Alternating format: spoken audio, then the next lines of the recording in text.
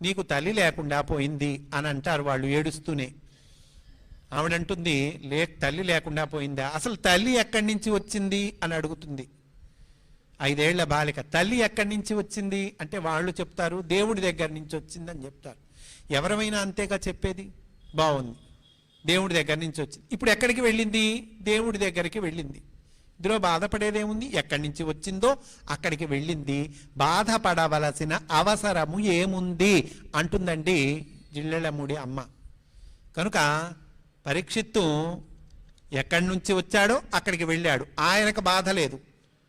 సరే, అనంతరము ఆయన కుమారుడు జనమేజయుడు తన తండ్రిని సంహరించిన పాములపై క్రోధంతో సర్పయాగం అంటే జనమేజయుడికి పట్టాభిషిక్తుని చేస్తాడుగా. ఆయన ఎప్పుడైతే శృంగి శాపాన్ని తెలుసుకున్నాడో అప్పుడే పట్టాభిషిక్తుని చేస్తాడు జనమేజయుడిని. ఈయనేమంటాడు, తండ్రి మీద ఈ సర్పాలు తక్షకుడు కాటివేస్తాడా, ఈ సర్పాలందరూ నాకు శత్రువులు అన్నాడు. ఏమయ్యా, నీ కాటేసింది ఎవరు? తక్షకుడు ఒక్కడు కదా. అందరు శత్రువులు అంటే ఎట్లా? జాతి మొత్తాన్ని నువ్వు తప్పు పెడితే ఎట్లా?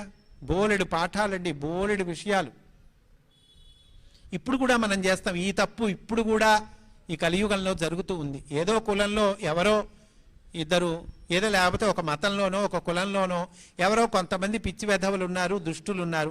కులం మొత్తాన్ని తప్పు పడతాడు వీడు. తప్పు కదా అది. ఆ జాతిని, ఆ కులం మొత్తాన్ని తప్పు పడితే ఎట్లా? తప్పు కదా. అట్లాగే సర్పజాతి మొత్తాన్ని నాశనం చేస్తా అంటాడు ఈ జనమేజయుడు. తన తండ్రిని సంహరించిన పాములపై క్రోధంతో సర్పయాగము ఆరంభించాడు. అన్ని సర్పాలు వచ్చి ఇదిగో అగ్నికి ఆహుతి అవ్వాలి. ఎందుకయ్యా అన్ని సర్పాలు ఏం చేసినాయి? నిన్ను చేసింది ఒక సర్పమే కదా.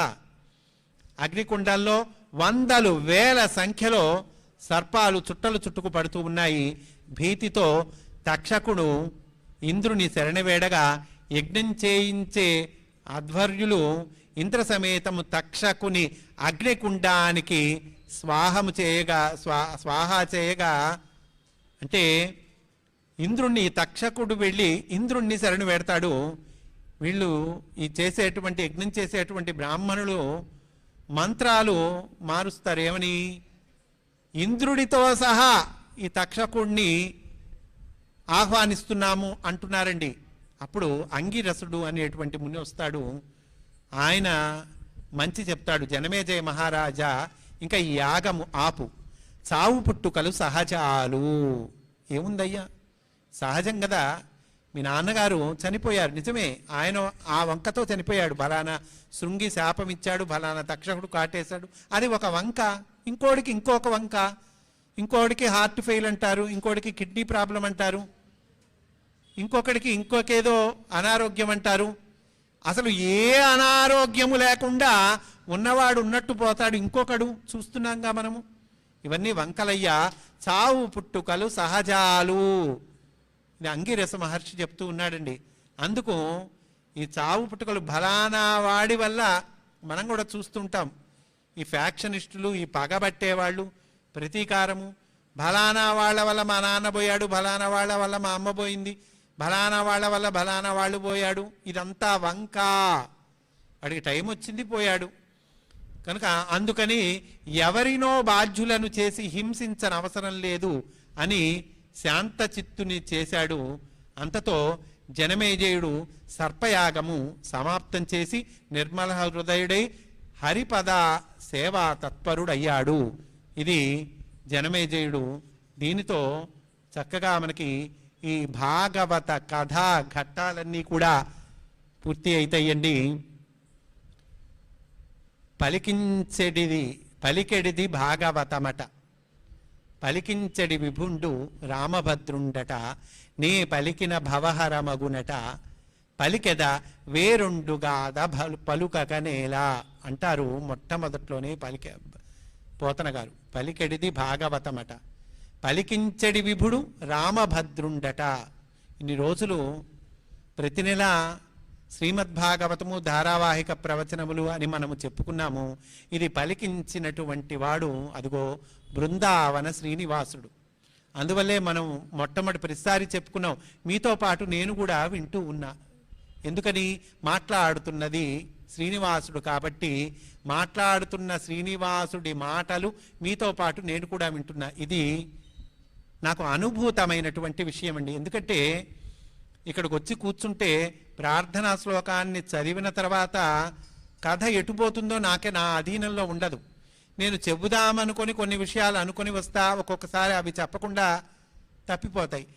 ఏదో విషయము గుర్తుకొస్తుంది, ఏదో విషయం చెప్పటం జరుగుతుంది. పైగా ఒక్కొక్కసారి కొన్నిసార్లు రికార్డ్ చేసుకొని ఇంటికెళ్ళి చూస్తే అదేంటి నా నోటి నుంచి ఈ విషయం వచ్చింది, ఇది నేను ఎక్కడ తెలుసుకున్నాను, ఎప్పుడు చదివాను, నేను చూడలేదే అనని కూడా అనుకున్నటువంటి సందర్భాలు ఉన్నాయండి.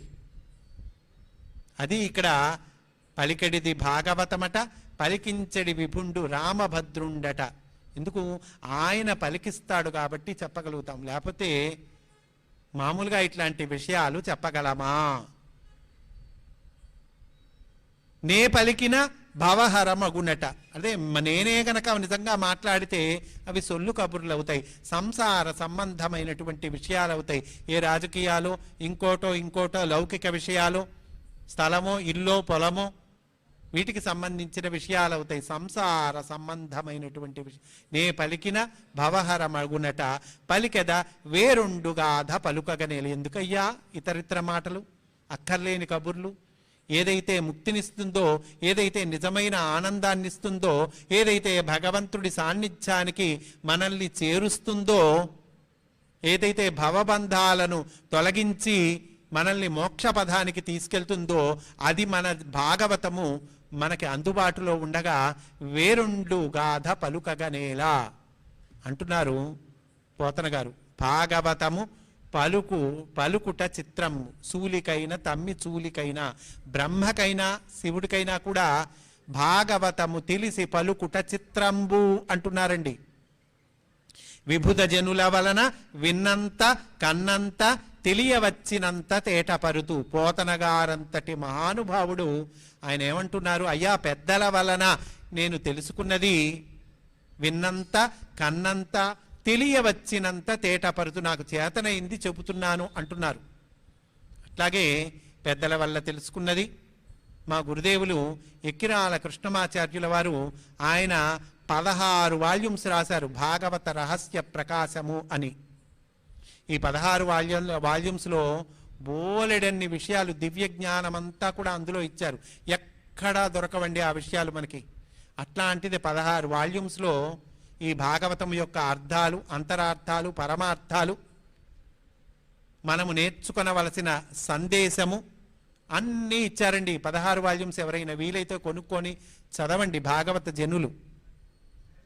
కనుక వారి ఆ 16 వాల్యూమ్స్ కూడా చెప్పాను. ఆ 16 వాల్యూమ్స్ కూడా యూట్యూబ్లో ఉన్నాయండి. నేను యూట్యూబ్లో నా ఛానల్లో ఈ భాగవతము రోజు వస్తుంది, ఒక 15 నిమిషాలు లేదా 20 నిమిషాలు. ఆ గురుదేవులు ఎక్కిరాల కృష్ణమాచార్యుల వారు రచించిన భాగవత రహస్య ప్రకాశాన్ని చదువుతూ ఎక్స్ప్లెయిన్ చేశాను. అది యూట్యూబ్లో ఉన్నాయి. వీలైన వాళ్ళు అవి కూడా విని తరించవలసిందిగా ప్రార్థన. కనుక విబుధ జనన వలన విన్నంత కన్నంత తెలియవచ్చినంత తేటపరుతూ అని పోతనగారంతటి మహానుభావులు చెప్పారు.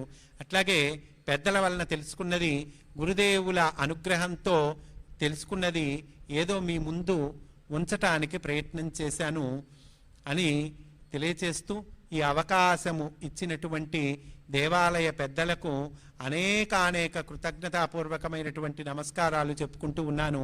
ముఖ్యంగా తండ్రి వలె నన్ను ప్రోత్సహిస్తున్నటువంటి మస్తానయ్య గారు, ఆయనకి ప్రత్యేకించి కృతజ్ఞతాపూర్వకమైనటువంటి నమస్కారాలు తెలియచేసుకుంటున్నాను. భాగవత జనులు వీరందరూ కూడా చక్కగా ఈ భాగవత ప్రవచనాలకి వస్తూ ఉన్నారు, శ్రద్ధాళువులై వింటూ ఉన్నారు, నన్ను ఆశీర్వదిస్తూ ఉన్నారు. అందువల్ల మీకు ప్రత్యేకమైన నమస్కారాలు తెలియచేసుకుంటూ ఉన్నాను. ముఖ్యంగా తల్లుల్లో కొందరు చక్కగా ప్రతి ఎపిసోడు ఫాలో అవుతూ ఉన్నారండి. తర్వాత కూడా చక్కగా నన్ను ఎంకరేజ్ చేస్తూ ఉన్నారు, ప్రోత్సహిస్తున్నారు తల్లులు. ఇందులో కూడా కొంతమంది భాగవతము చక్కగా చదువుకున్న వాళ్ళు ఉన్నారండి. 2-3 సార్లు భాగవతం చదువుకున్నటువంటి పెద్దలు ఉన్నారు. వాళ్ళు కూడా చక్కగా వచ్చి వింటూ ఆనందిస్తూ నన్ను ఆశీర్వదిస్తూ ఉన్నారు. అందువల్ల మీ అందరికీ కూడా భాగవత జనులు, భగవద్భక్తులు, భక్త మహాశయులైన మీ అందరికీ అనేకానేక నమస్కారాలు తెలియచేస్తూ ఈ అవకాశం ఇచ్చినటువంటి దేవాలయ పెద్దలకు, అర్చక స్వాములకు కృతజ్ఞతాపూర్వకమైన నమస్సుమాంజలి తెలుపుకుంటూ స్వస్తి సర్వేషాం సమస్త సన్మంగళాని భవంతు. స్వస్తి ప్రజాభ్యః పరిపాలయంతాం న్యాయేన మార్గేణ మహీం మహీశాః. గోబ్రాహ్మణేభ్యః శుభమస్తు నిత్యం. లోకాః సమస్త